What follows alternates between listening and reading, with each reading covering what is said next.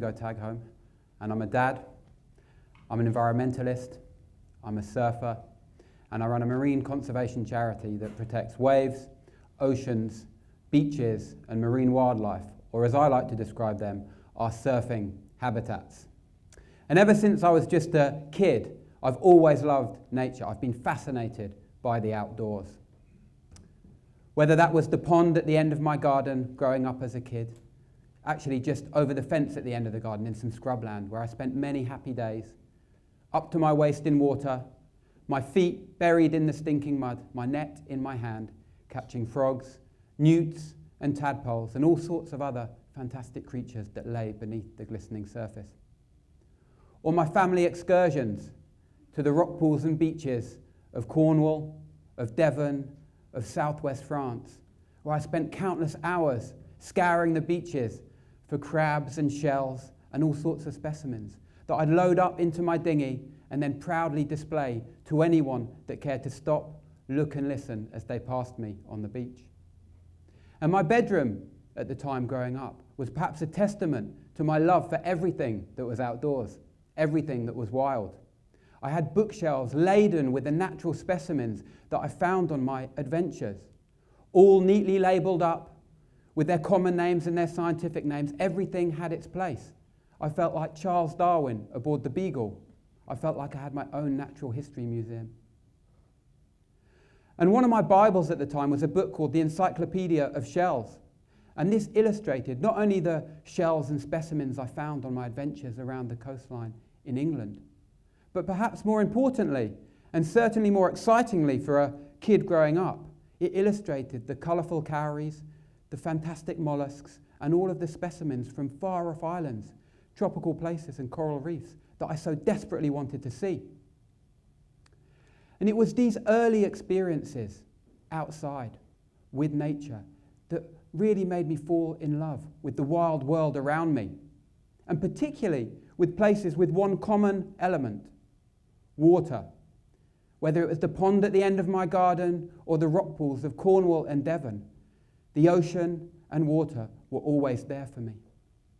And because I felt I belonged in these spaces, I was protective of them. I felt fiercely protective of them. And it was about this time growing up as a kid that I was first introduced to something else that brought me even closer to these environments around me, and that was surfing. It was my mum and dad that first introduced me to this sport. First with one of those polystyrene bodyboards that ironically disintegrates as you use it and pollutes the very environment I today want to protect so much. I then moved on to bodyboards and surfboards and all sorts of other vehicles that would allow me to get into the water and particularly to ride waves. I'm by no means the best surfer in the world. I'm actually not even the most average surfer in Cornwall. But it's something that I love dearly. It's something that I'm very passionate about. And it's something that brings me so close to the environments I love that I'd almost describe myself as an amphibian.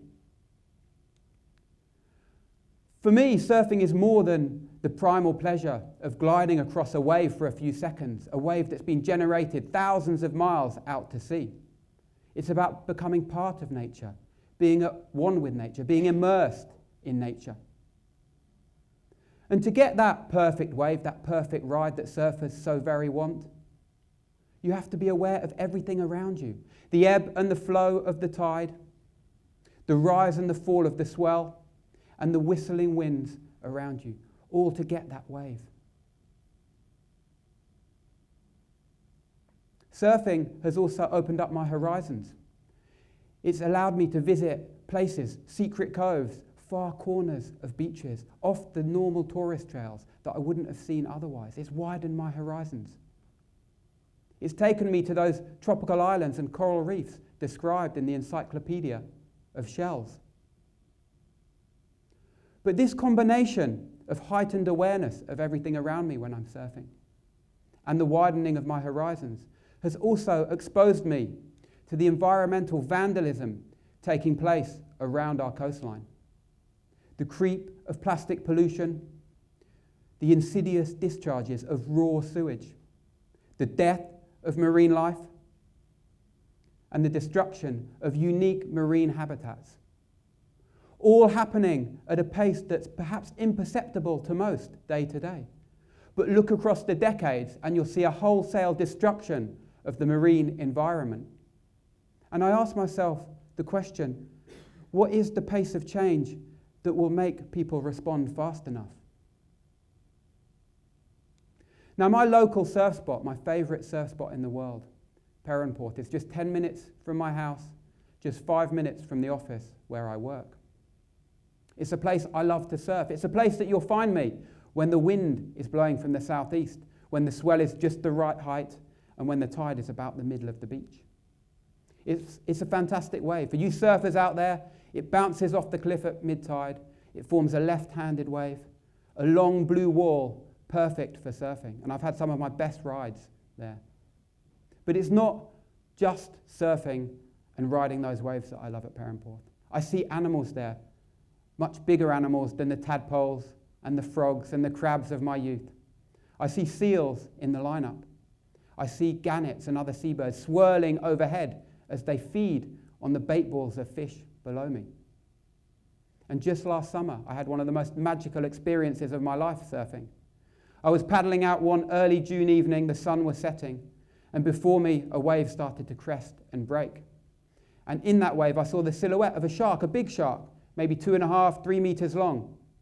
Now, in any other country, you'd hightail it out of the water pretty quickly if you saw a shark that big. But not here in the UK.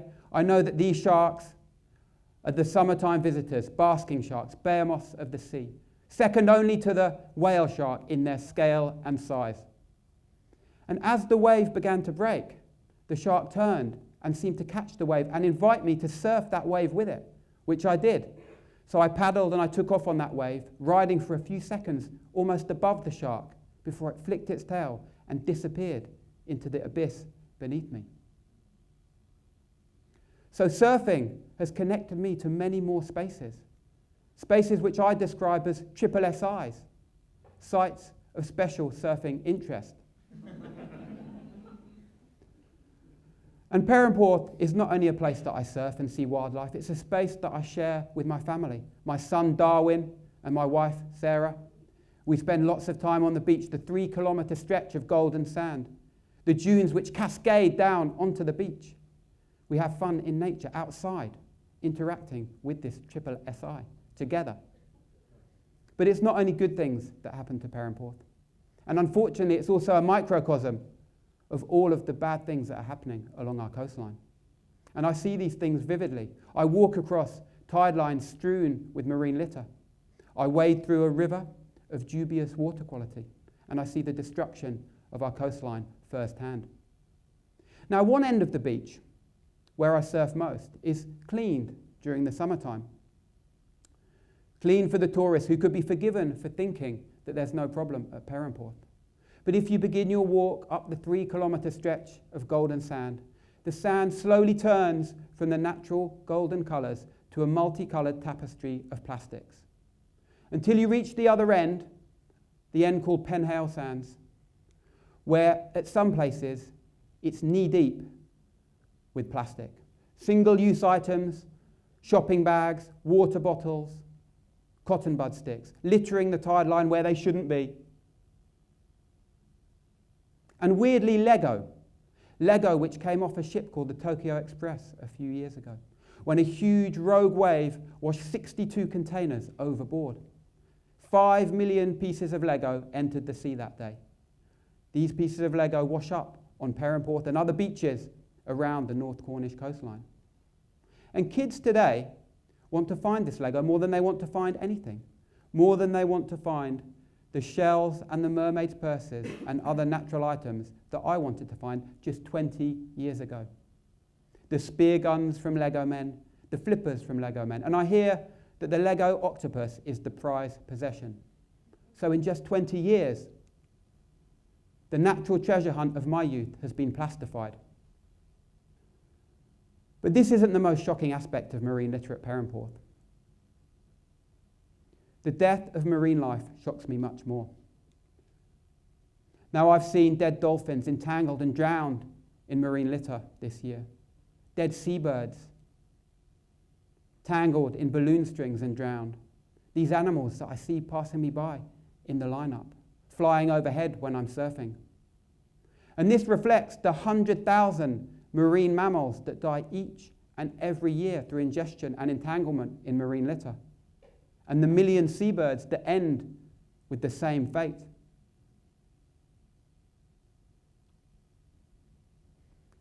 Hardly surprising when there are over 8 million pieces of litter entering our oceans each and every day.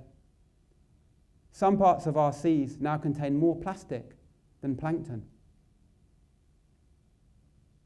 But marine litter and the marine litter crisis is not the only thing affecting this beach that I love so much. Climate change is another thing that I believe we can see the effects of at Perranporth. Huge winter storms, giant waves and huge tides strip the beach of sand and deposit tons of marine litter in return. These storms are perhaps whipped up by climate change. Our oceans are warming faster than ever before. They're rising and they're acidifying. Now, scientists estimate that by 2030, just 15 years from today, 90% of coral reefs will be threatened with extinction. Gone those colourful cowries that I wanted to collect in my youth. Gone some of the nurseries for global fish stocks.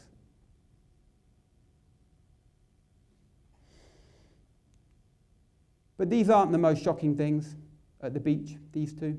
Water quality is perhaps the biggest threat to people using the beach. Now, the stream at the end of the beach that I like to use most is intermittently polluted by raw, untreated human sewage. It's a stream where children love to play, love to dam and divert the stream on their summer holidays. It's a stream I walk through when I go surfing. It runs down into the lineup. It's surrounded by families on hot summer's days. And this year alone, by World Health Organization standards, the beach should have been shut for 2 whole weeks because of raw sewage being put into this stream. I don't believe it's acceptable to put raw sewage on any of our beaches, let alone those beaches where families like to play so much, that children enjoy, where we can spend time together. And this reflects the 30,000 combined sewer overflows that are hidden around the coastline of England, many of which discharge onto our favourite beaches, summertime places that we use so much, so important to coastal communities. But I'm lucky enough to run a marine conservation charity that protects these spaces and fuses my passion for the ocean, for the environment, and for surfing. It's one that I got involved with some 24 years ago. First of all, as a young bodyboarder, I entered a competition called Surf to Save in Polzeath in North Cornwall. I got through to the semi-finals. I was very proud of myself, but I haven't told many people that it only started in the quarterfinals. It's there that I first met some of my predecessors who introduced me to the campaigns. They signed me up as a member, and then I joined the campaign trail. And a few years later, I became a trustee. And in 2008, I took over as chief executive, a very proud day for me and a big responsibility. Now, we represent people who I could describe, like myself, as amphibians. They live and breathe the sea, and more often than not, find themselves immersed in the ocean. We could indeed call them marine indicator species. They're people who are subject to the same pollution, the same problems that the dolphins, the gannets, and other marine life are subjected to. But they've become aware of these problems, and they've decided to take action with us, to join up, to take that awareness into their lives day to day, and to try and make a difference to protect the spaces they love.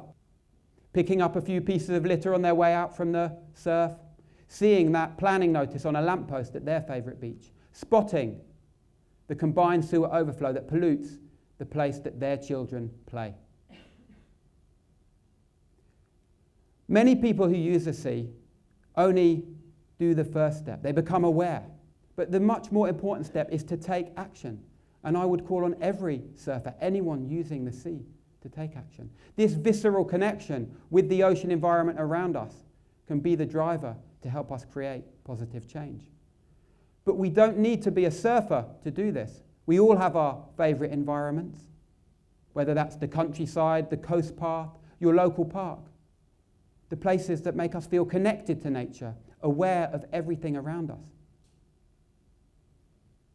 Unlike the frog in the pan brought to the boil slowly, we can be aware of this slow pace of change that's happening around us, the destruction of these places that are irreplaceable. We can take action, but why would we take action? Because we're here and because we can. So I would ask you all to think about the spaces you feel most connected to, where you are most aware, and where you can take action. Thank you.